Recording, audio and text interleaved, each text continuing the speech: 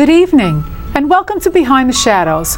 My name is Susan Finelli, and I am your host and author of Behind the Shadows, a program where we go behind the shadows of what meets the eye. Tonight we will be going behind the shadows of the Beatles and how they set out to have a hit record and change the media landscape as we know it today. Our guest tonight is Richard Speziale. Richard is a broadcaster and a blogger, living in Manhattan. He is editor and scriptwriter of the documentary film Burma, An Indictment. And by the way, that film won Best Documentary in the 2010 Soho International Film Festival. Richard currently teaches television production and lectures on media history at Manhattan Neighborhood Network. Richard is also a media consultant for the Free Burma Alliance. Richard, welcome to Behind the Shadows. Thank you so much for having me, Susan. Thrilled to be here. I'm so thrilled to have you because I am a big Beatles fan. Okay. Have been since they came out and will be till I die. Okay. So I'm so happy to hear that. You know, I had the pleasure of attending your seminar on this topic, and I have to say it was fascinating. And I understand that you're in the process of researching to put a book out on the topic? Yes, still in the research stage. I kind of realized, I thought it would be a fun seminar, a fun informational thing, but the more I was researching, the more I said, this is substantial, this is heavy, this is deep, they really, I thought they made a few changes, but as you said, completely changed the landscape. And I grew up as all these changes were happening, but not knowing that they were happening until I took your seminar. I said, well, I didn't realize that it's the Beatles that did this influence that we're going to be talking about throughout tonight's show. So I really enjoyed your seminar, and that's why I invited you to come on the show, because I think our audience who are Beatle lovers out there will really find it very informative and interesting. Thank you. Thank you. How did you get involved in the media aspect of the Beatles? Well, I noticed a few months ago, and I have some visuals, a few months ago, these billboards went up, and they went up all over town here in Manhattan. They also appeared in places like London, Rome, Tokyo, and basically it had four guys with long hair, and all it had was the words "now on iTunes." What this represented was two media giants coming to an agreement that they hadn't been able to agree on. And the two media giants happened to be called Apple. Apple, the company that the Beatles started in 1968, and also the other Apple, which was started in the late 70s by Wozniak and Steve Jobs, the computer company. Right. They had an agreement originally that, okay, you can use the name Apple. The Beatles company said to the computer company, you can use the name Apple as long as you don't do music. But of course, everybody knows first Apple had MIDI, which made synthesizer type sounds. Right. Then they had the ability to play music, and now, of course, they're very much in the business of selling music. Selling music, exactly. So this agreement showed for the very first time that the biggest act in musical history was suddenly available legally. Before that, before December of last year, you could not download a Beatles tune legally. You could not purchase it online. You only had to go out and buy the CDs. Right, which I did actually. Yes, which I did. Yeah, because I had to have the Beatles on my iPad. Now the Beatles, they became famous in 1964, and they in the United States. In the United States, and their sunset was in 1969. Right. Yeah. Right. But within those 5 years, it is amazing what they've done to change what has happened. And when they've left the recording industry a different place. Yeah. So let's talk about how. What's so different? Well, what you have to realize is how different it was before they came here. So let's talk about why the Beatles were different. First of all, they were a group. Before that, there had been groups, but it was usually Buddy Holly and the Crickets, or Elvis and the Jordanaires, or Bill Haley and the Comets. Right. There was usually a lead guy. Right. But here, these were four individuals, yet they were a band. They were also unusual because they wrote their own music. Before that, for the most part, Buddy Holly wrote his own songs. There were a couple of examples, but that was not the norm. The norm was a group got fed songs from their manager. Their manager told them, you're going to record this, you're going to record this, and the songs were all written by professional songwriters, Tin Pan Alley, the Brill Building, whatever. Were they written for particular vocalists? Yes, usually they were, but sometimes, sometimes a record, and it's still, as it still happens today, sometimes a song will get shopped around, and maybe the first person to record it doesn't have a hit with it. There's all kinds of examples of that. But a lot of times, a particular songwriter would be commissioned, here, write this artist a song, write the next hit for this artist. I see. But with the Beatles, it was very different. They had total control. They insisted that they did their own music. Their producer, George Martin, was skeptical at first and made them actually record other people's music, and he challenged them. He said, well, you want to record your own music, I can appreciate that. Bring me a song that's as good as this, that was written by professional songwriters. And when they finally did, it was a song they had written for Roy Orbison called Please Please Me. And for Roy Orbison, it was kind of a ballad, kind of a slow ballad. Roy Orbison rejected it. Right. He had his own songwriters in Nashville. So when George Martin challenged them, bring me a song and I'll let you record them, they revamped this song. And when George Martin heard the playback, he claimed, that's a #1 record, and it did become a #1 record. But let's go on about why they were different. Right. They also played their own instruments, both on stage and in the studio. This was not the norm. Usually the bands played their own instruments on the stage, but in the studio, they had professional musicians, session musicians, because studio time was valuable. And hey, we're making a hit. It's too valuable, too precious a thing to waste on, these guys playing their own. The Beatles insisted, we're going to play our own instruments in the studio. To the point that when they first arrived in London and met George Martin, George Martin didn't like their drummer. They had gotten their drummer because they needed a drummer. They got a job in Hamburg, Germany, and their manager said, get a drummer, you're leaving tomorrow. So they literally got the drummer, Pete Best. Overnight, literally overnight. He said, can you drum? Do you have drums? And can you go to Germany tomorrow? Right. He said yes, he was in the band. Problem was, he wasn't a very good drummer. When they finally, and they were aware of this, but he was, and Pete Best was also very popular in their hometown in Liverpool. But when they arrived in London, George Martin told them, or told their manager rather, because he was mainly dealing with the manager, told the manager, you can do what you want with Pete Best on stage, but when we record Monday, we'll have a session drummer. We'll have a professional drummer. When the Beatles heard this, they fired Pete Best and called up the best drummer in Liverpool, who happened to be Ringo Starr. And Ringo Starr couldn't even join the band for 3 days because he was obligated to finish the week out with his current band, the Rory Storm and the Hurricanes. I see. Now I understand that the Beatles, talking about drums, they changed the way drums were recorded. Oh, absolutely. They changed a lot in terms of recording. And the mics, are they the ones that instituted the mic in the drum? Yes, because up to then, they had been, drums had just been recorded with one mic overhead. And there was actually a rule at EMI Studios where they recorded. There was a rule. You will not, so the engineers were told, you will not place the microphone closer than 15 or 18 inches away from a drum. The mics had to be 18 inches away. They got a new engineer named Jeff Emmerich. He was 19 years old, and basically over the course of recording the album Revolver, they and Jeff Emmerich invented what are now considered standard recording techniques. They had, first of all, as you mentioned, they moved the drums closer to the mic. Sometimes they put the drum inside the mic inside the bass drum. Jeff Emmerich got in trouble for doing this. There was actually a meeting. The EMI executives called Jeff Emmerich, the producer, and the Beatles to a meeting and said, well, you can't do this. This violates the 18-inch rule.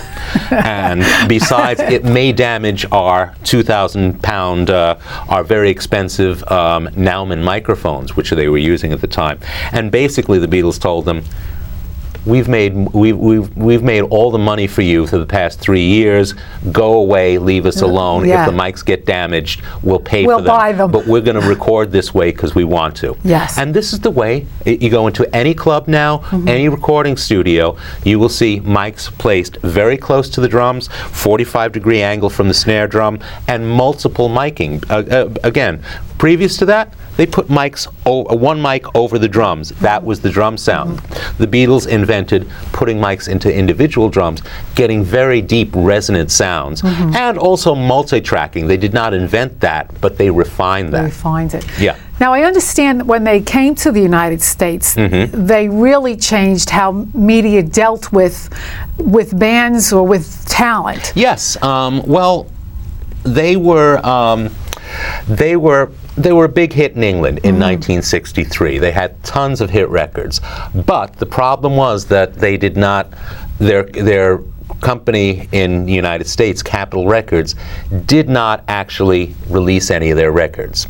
So there was a big buildup of anticipation. The other record companies were also noticing, and a couple of minor record companies, basically R&B type record labels, they were releasing the Beatles records, but not having too much success here because they had no muscle behind them. They were small labels.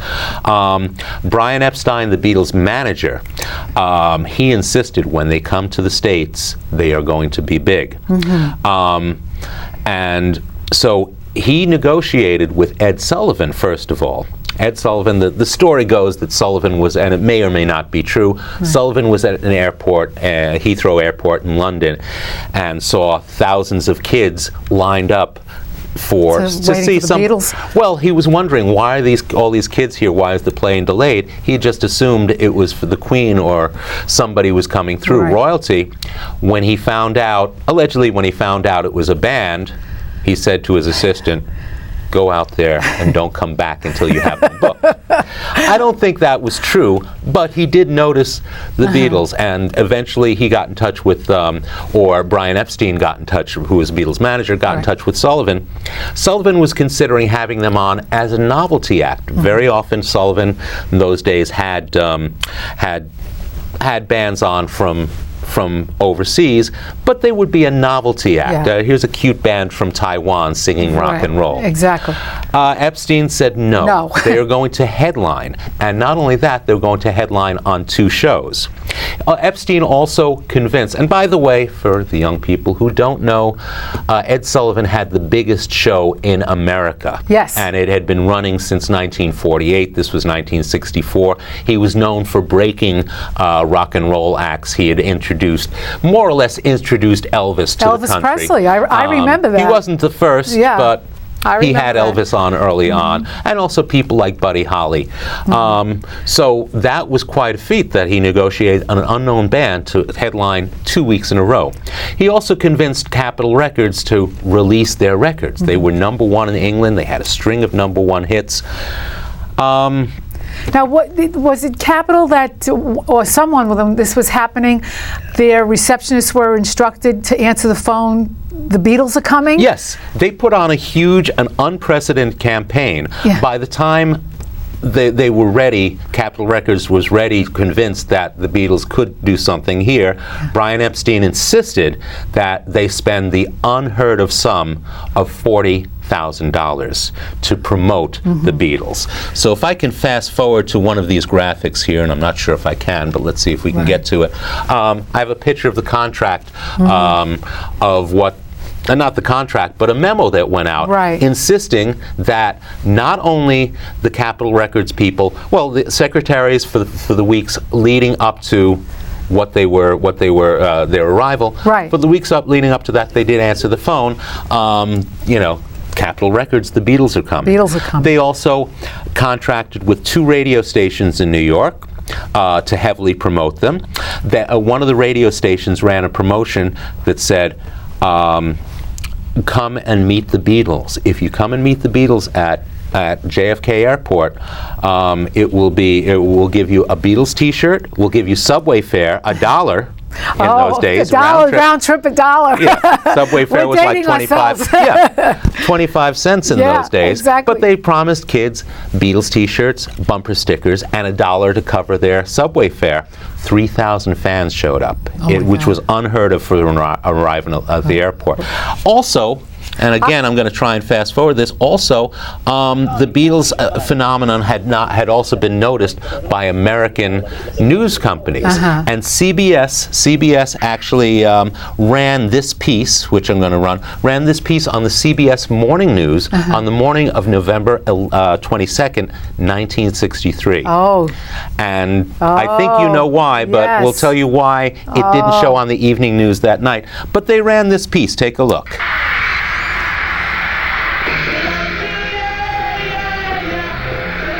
Wow, pandemonium.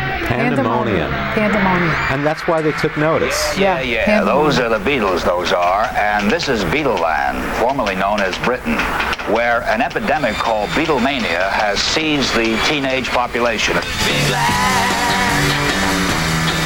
We just hope we are going to have quite a run. And in talking about how it was a different world in those days, news programs did not cover rock and roll bands. They did not cover musical acts. News in those days, in the early 60s, particularly the CBS News, was geopolitical, national political, and natural disasters and wars. And that was it. That's what they covered. So it was very unusual for them to cover a phenomenon like the Beatlemania in England. Now, I said November 22nd, 63. Yes.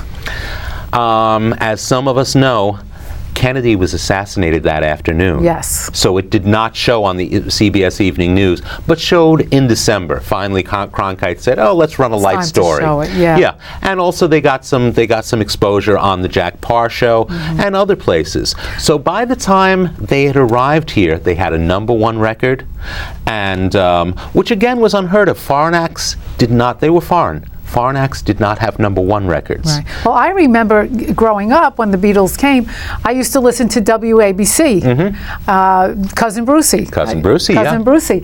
And they always used to, they had a theme song and it would say WABC, but when the Beatles, they said WA-Beatles-C. Right. I remember that growing up. So, I mean, that's unheard of. Yes. Unheard of. I mean, it was totally mad. Yeah. It was a craze. WABC was not one of the stations that Capitol Records had an agreement with, but they jumped on board very, very quickly and realized they have something huge here.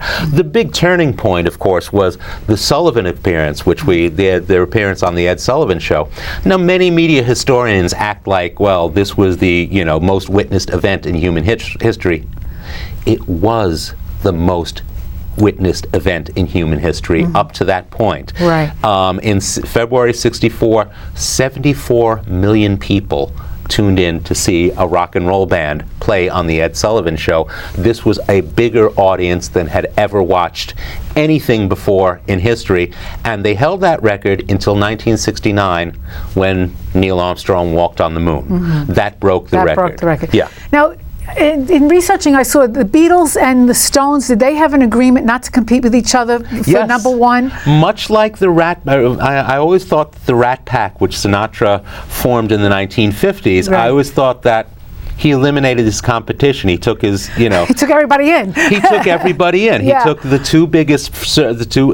other two biggest singers, certainly for Las Vegas and also for records, but Sammy Davis and Dean Martin. And he said, we're a team. Yeah. We're a union now. They have to deal with all of us. We all headline.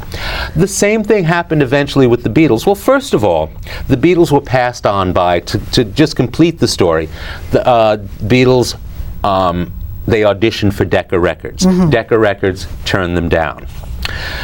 About a year later, they kick themselves for that. Well, there was I can't remember the guy's name, but there was an executive. Fired. No, he wasn't fired, but he kind of became notorious, known in the business as the guy who turned down the Beatles. Yeah. George Martin runs into George Harrison of the Beatles, runs into him about a year later, and he says, "Hey, since you didn't sign us, there's this other band that nobody's ever heard of that you should go out and sign. And I imagine this Decca record executive said to himself, I better do it. I better listen. I'm going to listen to this kid this time. I'm not going to ignore what he said. Fool me once, shame on you. Yes. Fool me twice, shame on me. Well, he went out and signed the Rolling Stones. The Rolling Stones. Now, the Rolling Stones had a decent hit in Britain with the Chuck Berry song, not an original song. They were not in their Jagger and Richards of the Stones were not in their songwriting mode then. They hadn't been locked in the room.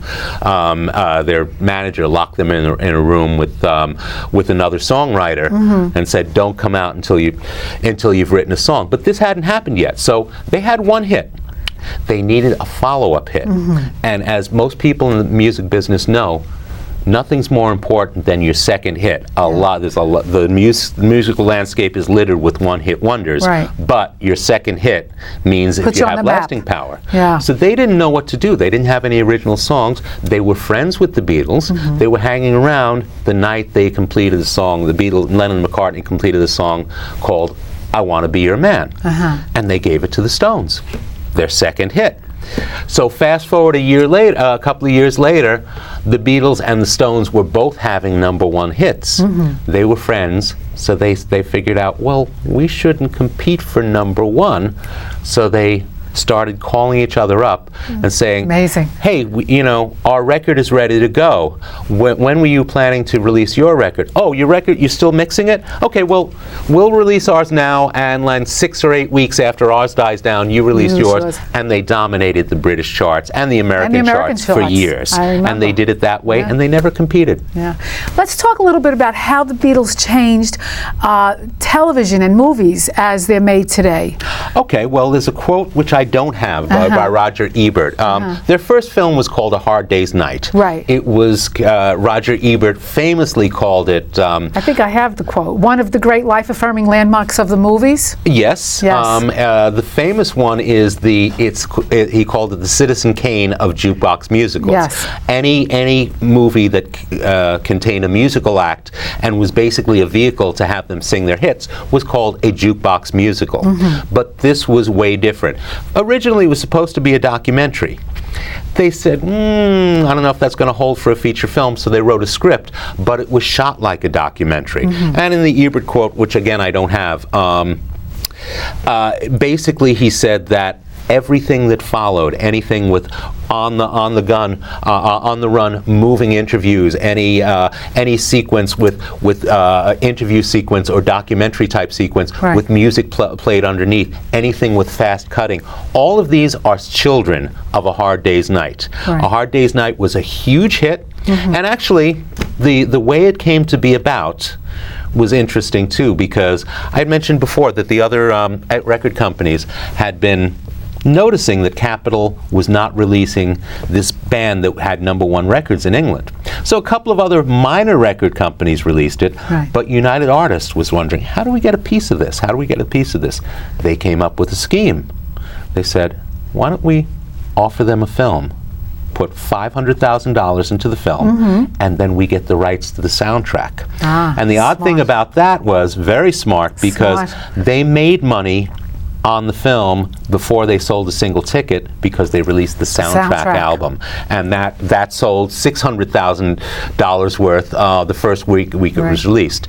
But A Hard Day's Night basically set the stage, and also set the stage for what a modern band looked like. Roger McGuinn of the Byrds said that he and his friends went to see that movie, and they considered that an instruction manual for what a rock and roll band is.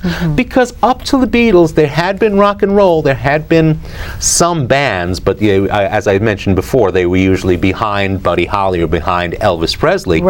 But this was a band, again, they wrote their own music, they played their own instruments, they were shown in personas that were close, that were written for them, which was not entirely sanitized, as Hollywood did with pop stars before. And Roger McGuinn and many others considered this is a manual. This is how a band, this is how they dress, this is how they act, these are the kind of guitars they use. And of course, George Harrison's 12-string Gretsch guitar, I believe it was. It may have been a Rickenbacker. I'm not a musician, but his 12-string guitar became a very basic sound, especially on the West Coast for bands like the Byrds, which Roger McGuinn was a. So this was a very influential movie. In terms of television, well, the first change that they made in television was in Great Britain, because up till then, the television stations had, up till the early 60s, had all been the BBC. There were these new independent stations in the early 60s, and they were hungry for talent and hungry for new phenomena, and they appeared a lot on these stations, but there was something unusual about the Beatles. They had working class accents. Nobody had come out of Liverpool before the Beatles. No popular acts, maybe a comedian or two. Right, but nobody, so suddenly the British are hearing not the clean, crisp clipped tones of the BBC announcers. They heard like guys from Cockney. Liverpool. It's not Cockney, it's actually called Scouse. Scouse. And if you ever go to Liverpool, be prepared. I have family in Liverpool. I went there age 10. I met my grandmother, grandfather, all my aunts and uncles, all my cousins. I didn't know what the hell they were saying for 4 days. I swear to God, Susan, I did not. My grandmother, I could understand, because she talks slow. Everybody else, they could have been talking Swahili. I had no idea what they say. So that was unusual. And also the fact that they were working class, that they were self-made. They were not formed in a manager's office like most bands, most musical acts were. Right. The fact that they were self-made and they got there by working hard, playing nonstop for 8 years, that fit in with the American work ethic. Right. I'm getting cued. I can't believe we're out of time. Wow. But will this ever happen again quickly? I don't think so, because again, they've changed the media landscape so much. And they opened up. They brought orchestral and different instrumentation, folk music into rock and roll. They basically established rock and roll as the voice of young people. But in doing that, rock and roll is all over the place. It's fragmented. Yes. They don't have that. There is no one show like the Ed Sullivan Show. Right. Well, Richard, I want to thank you so much for coming and sharing the breadth of your knowledge. Oh, it's been my pleasure. And I hope that when your book comes out, will you come back and visit us again? Oh, absolutely, absolutely. Right. And I want to thank you, our audience, for tuning in tonight. If you've missed any of our shows, you can go to my website at www.behindtheshadows.com and click on Public Access Television. And if you have a topic that you'd like us to discuss, you can contact me at susan@behindtheshadows.com. And until next time, remember, the brightest light shines behind the shadows. Thank you. It was a great show. That went by like snap. Yeah. A snap. You have to go back. Okay.